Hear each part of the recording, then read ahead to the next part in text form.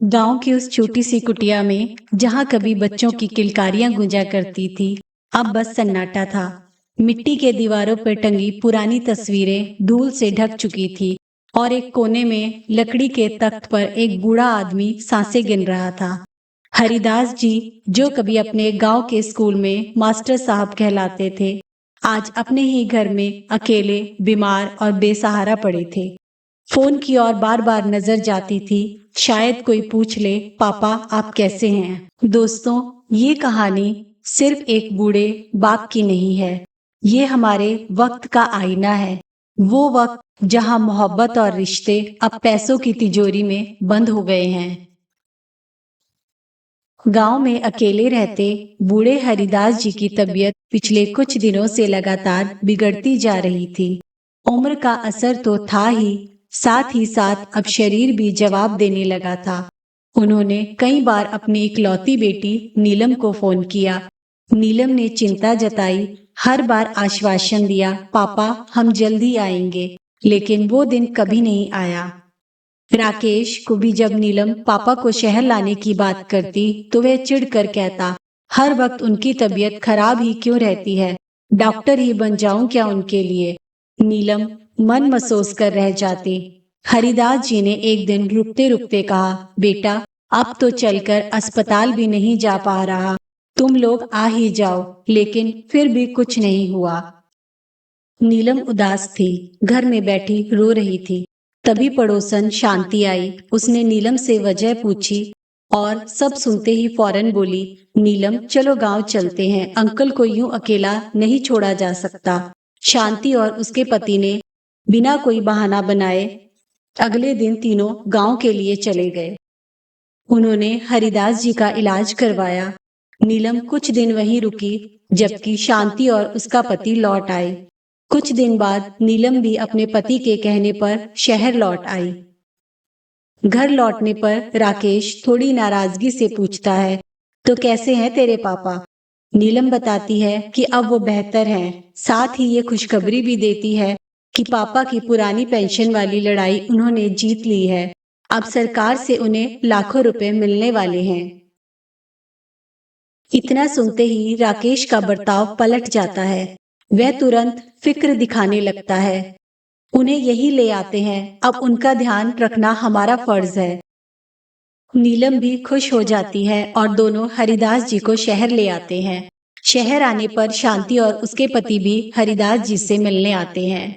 शुरुआत में तो बहुत सेवा होती है, नाश्ता, दवा, चाय, पर धीरे धीरे सब फीका पड़ने लगता है। राकेश एक दिन कहता है, पापा किराया बहुत ज्यादा है, काश अपना घर होता। हरिदास जी मुस्कुराते हुए कहते हैं, कोई बात नहीं बेटा, मेरी पेंशन के पैसे आने वाले हैं, थोड़ी मदद कर दूंगा, बस कुछ पेपर वर्क बाकी है।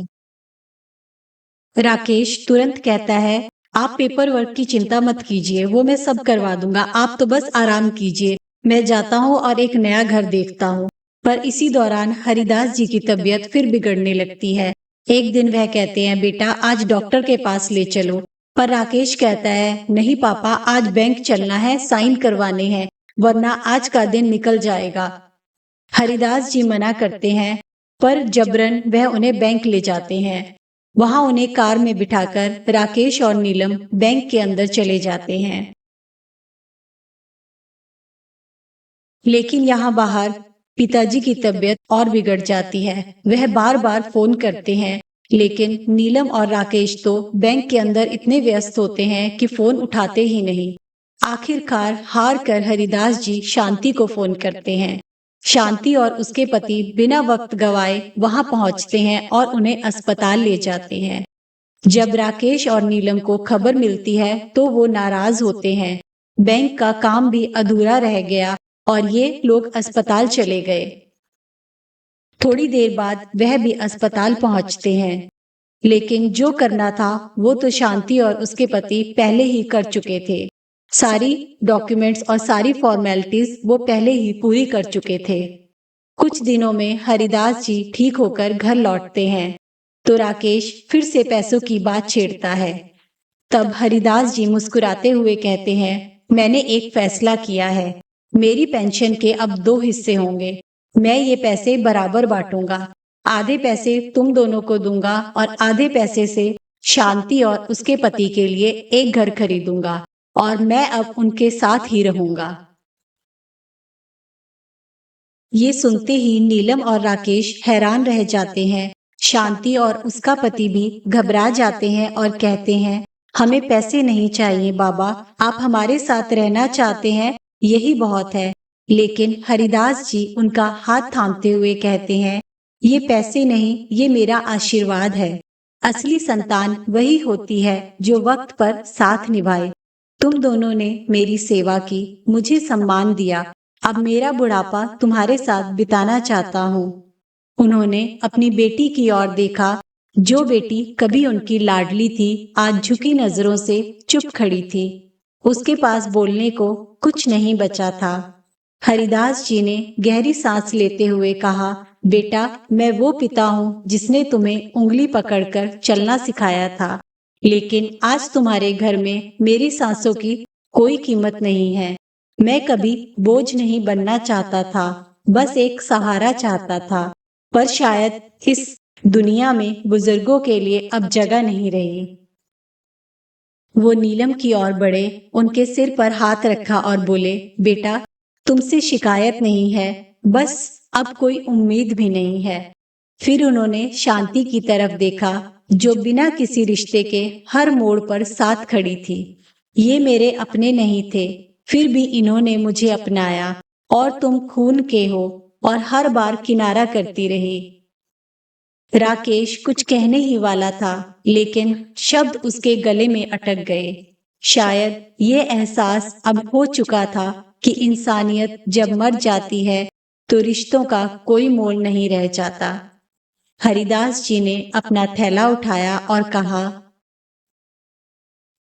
अब मैं उस घर जा रहा हूँ जहाँ मुझे दवा से ज्यादा दुआ मिलेगी और सेवा में स्वार्थ नहीं होगा। वहां मैं सिर्फ एक बुजुर्ग नहीं, एक इंसान बनकर रहूंगा। वो गाड़ी में बैठे और धीरे धीरे उनकी गाड़ी चल पड़ी। पीछे खड़ी नीलम ने कभी नहीं सोचा था कि एक दिन उसके पापा यूं दूर चले जाएंगे, पर अब सिर्फ पछतावा बाकी था। दोस्तों, कुछ लोग कहते हैं कि बुढ़ापे में संतान को सब कुछ सौंप देना ही माता पिता का धर्म है।